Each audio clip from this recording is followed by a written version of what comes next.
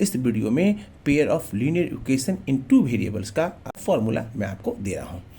कहता है कि इन any equation that have two variables is called linear equation. In any equation that have two variables, ऐसा कोई भी इक्वेशन हो जिस इक्वेशन में क्या हो, दो वेरिएबल हो। इट मीन्स दो वेरिएबल का मतलब हुआ कि ए से लेकर के जेड तक का दो लेटर का यूज़ किया गया है। अब यहाँ पर हम आते हैं तो इक्वेशन क्या बनता है, first a1x plus b1y plus c equal to 0, ये इक्वेशन फर्स्ट कहलाता है। और सेकंड कहलाएगा a2x plus b2y plus c2 equal to 0, ये क्या कहलाएगा, सेकंड इक्वेशन कहलाएगा। अब हम आते हैं मेथड टू सोल्व, इसको सोल्व कैसे करते हैं। तो सबसे पहला मेथड होता है अलजेब्रिक मेथड। अलजेब्रिक मेथड को दो भागों में डिवाइड किया गया है, टू पार्ट्स में। फर्स्ट पार्ट होता है सब्स्टिट्यूशन मेथड और सेकंड होता है एलिमिनेशन मेथड। अब आप इससे प्रीवियस में जब आप देखोगे कि ये 2024 है, इससे पहले 21 ये 2021 में 2022 में इस सब में क्या था, एक मेथड और था क्रॉस मल्टीप्लिकेशन मेथड, जिसको क्या किया गया, डिलीट कर दिया गया। अब हम आते हैं कहाँ पर में, सब्स्टिट्यूशन मेथड पर में। तो a1x plus b1y plus c equal to 0 equation first, और a2x plus b2y plus c equal to 0 equation second. कहता है कि substituting the value of x in any equation, आप x का वैल्यू इक्वेशन फर्स्ट या इक्वेशन सेकेंड में substitute करिए। It means x का वैल्यू आप क्या करोगे, कैलकुलेशन करके उसका x का वैल्यू फाइंड करोगे।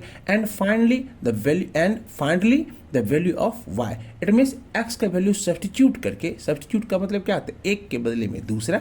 इक्वेशन फर्स्ट में y की जगह हम क्या दे देंगे, x का वैल्यू दे देंगे, या x की जगह हम y का वैल्यू दे देंगे। तो अगर x की जगह दिया तो y का वैल्यू निकलेगा, और y की जगह में x दिया तो x का वैल्यू निकलेगा। तो ये क्या कहलाएगा, सब्स्टिट्यूशन मेथड। एलिमिनेशन मेथड क्या होता है, a1x plus b1y plus c equal to 0, second first equation, और second equation a2x plus b2y plus c2 equal to 0, या क्या कहलाएगा, सेकेंड इक्वेशन कहलाएगा। Multiplying equation first by a2 and equation 2 by a1। आपको क्या करना है, इसमें a1 और a2 को क्या करना है, एलिमिनेट करना है, हटाना है। तो मैं क्या करूंगा, इक्वेशन फर्स्ट को a2 से मल्टीप्लाई कर दूंगा और इक्वेशन सेकंड को a1 से मल्टीप्लाई कर दूंगा, making coefficient of x same. हम मुझे क्या करना है, x का जो कोफिशिएंट है ना उसको सेम करना है। Hence eliminate x and finally find, क्या किया मैंने, y का वैल्यू फाइंड कर लिया। तो x को क्या करेंगे, हम एलिमिनेट कर देंगे। इट मीन्स अलजेब्रा में क्या होता है, सब्सट्रैक्शन होता है और एडिशन होता है। ध्यान रहे कि इक्वेशन फर्स्ट में और सेकंड में जब एलिमिनेशन मेथड पर मैं आऊँगा तो इसमें क्या होता है कि अगर मैं x को हटाऊँगा तो सेम साइन है, यहाँ भी ये पॉजिटिव है और ये भी पॉजिटिव है, तो यहाँ पे मैं क्या करूँगा, सब्सट्रैक्शन करूँगा। और अगर अपोजिट साइन है, इनमें से एक पॉजिटिव है और एक नेगेटिव है, उस दोनों के केस में क्या कर देंगे, हम एडिशन के केस में कर देंगे। और एडिशन केस में करने के बाद x और y का वैल्यू हम क्या करेंगे, फाइंड कर लेंगे। अब हम आते हैं कहाँ पर में, ग्राफिकल मेथड पर। अब कहाँ पे आते हैं हम, ग्राफिकल मेथड। ग्राफिकल मेथड क्या होते हैं, तीन टाइप्स के क्या होते हैं, ग्राफिकल मेथड होते हैं। पहला होता है इंटरसेक्टिंग लाइन। मतलब इंटरसेक्टिंग लाइन का मतलब क्या हुआ कि इक्वेशन फर्स्ट और इक्वेशन सेकंड दोनों का वैल्यू जब हम ग्राफ पेपर पे पुट करेंगे तो वह इंटरसेक्टिंग ग्राफ कैसा होगा, वह एक दूसरे को कट करेगा। तो उस कंडीशन को हम कह सकते हैं कि a1/a2 is not equal to b1/b2। तो यह कौन सा ग्राफ कहलाएगा, इंटरसेक्टिंग ग्राफ कहलाएगा। और इसी इंटरसेक्टिंग ग्राफ में वन पॉइंट पर में क्या कर रहा है, कट कर रहा है। कहता है intersecting one point then it's one solution. इसका मतलब क्या होगा, x का भी वैल्यू 1 होगा और y का भी वैल्यू क्या होगा, 1 होगा। एक वैल्यू दोनों का होगा।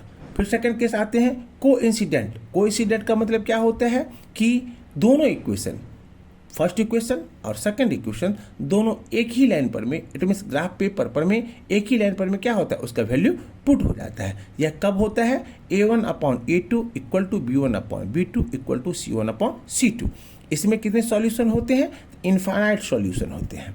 और थर्ड केस होता है पैरेलल ग्राफ।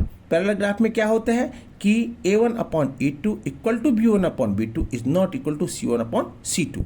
इट मीन्स इसमें a1/a2 और b1/b2 इक्वेशन फर्स्ट और सेकंड में जब हम a1 का b2 का वैल्यू a1 और a2 b1 b2 और c1 c2 का वैल्यू लेकर के हम पुट करेंगे, तो पुट करने के बाद यह क्या होगा, a1/a2 equal to b1/b2 is not equal to c1/c2, तो no intersecting line then it's no solution. अगर पैरेलल ग्राफ में क्या होता है कि पैरेलल ग्राफ में दोनों लाइन एक दूसरे को इंटरसेक्ट नहीं करता है, इंटरसेक्ट नहीं करेगा, इसका मतलब क्या होगा, उसका सॉल्यूशन नहीं होगा।